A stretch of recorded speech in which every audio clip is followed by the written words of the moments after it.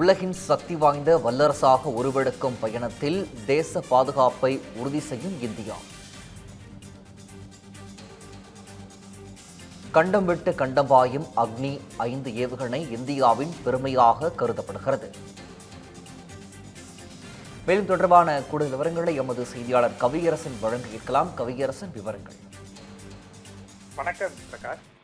Operation Sindoor மூலமாக இந்தியாவுடைய ராணுவ பலம் என்ன என்பதை உலக நாடுகள் உணர்ந்திருக்கின்றன. தற்போது அடுத்த கட்டம் தான் இந்த அக்னி 6. உலகத்தின் சக்தி வாய்ந்த வல்லரசாக உருவெடுக்கிற பயணத்துல தேச பாதுகாப்பை உறுதி செய்வதற்காக இந்தியா பல்வேறு நடவடிக்கைகளை எடுத்துட்டு வர்றாங்க. அதுல ஒண்ணுதான் கண்டம் விட்டு கண்டம் பாயும் அக்னி 5 அப்படிங்கிற ஏவுகணை.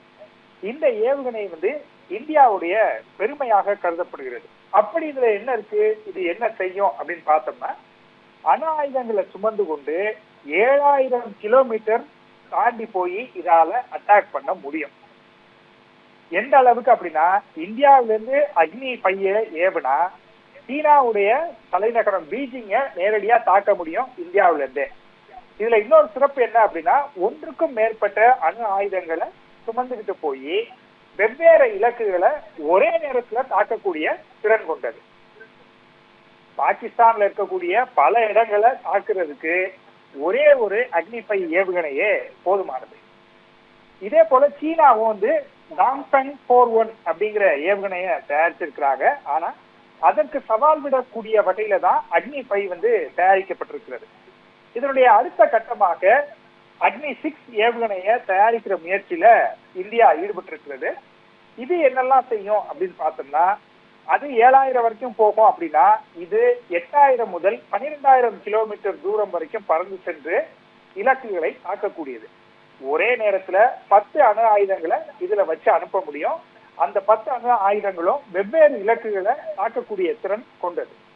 பாகிஸ்தான், சீனா மட்டும் இல்லாம சில ஐரோப்பிய நாடுகளையும் ஆப்பிரிக்காவையும் கூட அக்னி 6 வச்சு அட்டாக் பண்ண முடியும். இதற்கு போட்டியாக பாகிஸ்தான் அபாபெல் அப்படிங்கிற ஏவுகணைய தயாரிச்சிருக்கதா சொல்றாங்க. ஆனா அவங்களுடைய ராணுவ பலம் என்ன அப்படிங்கறது ஆபரேஷன் சிந்தூர்லயே இந்த உலகத்துக்கு வெட்ட வெளிச்சமாக தெரிந்து விட்டது. அதனால அபாபெல்லோட அதற்கு போட்டியாக அக்னி 6 ஒப்பிட முடியாது அப்படின்னு வல்லுநர்கள் சொல்றாங்க.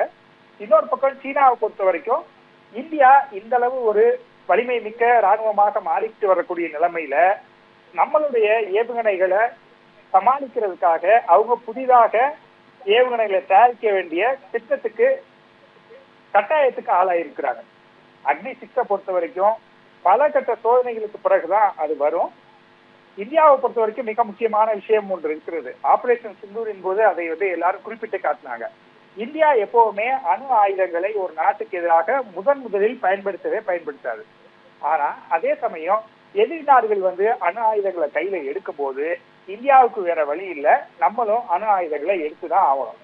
அதனால இந்த அக்னி 6 அக்னி 5 ஏவுகணை மூலமாக தாக்குதல் நடத்துவதோ இல்ல அதுல அணு ஆயுதங்களை இணைத்து அனுப்புவதோங்கிறதுலாம் இந்தியாவோட கையில கிடையாது, எதிரிகளோட கையில தான் இருக்கு. இந்தியாவை பொறுத்த வரைக்கும் அண்டை நாடுகளோட எப்பவும் அமைதியை விரும்பக்கூடிய தேசம்தான்.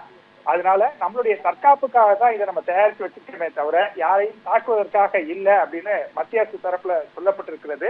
இது எல்லாவற்றையும் வைத்து பார்க்கும்போது உலகின் சக்தி மிக்க வல்லரசாக இந்தியா மாறி வருகிறது. அந்த நாள் மிக தொலைவில் இல்லை அப்படிங்கிறது தெரியுது.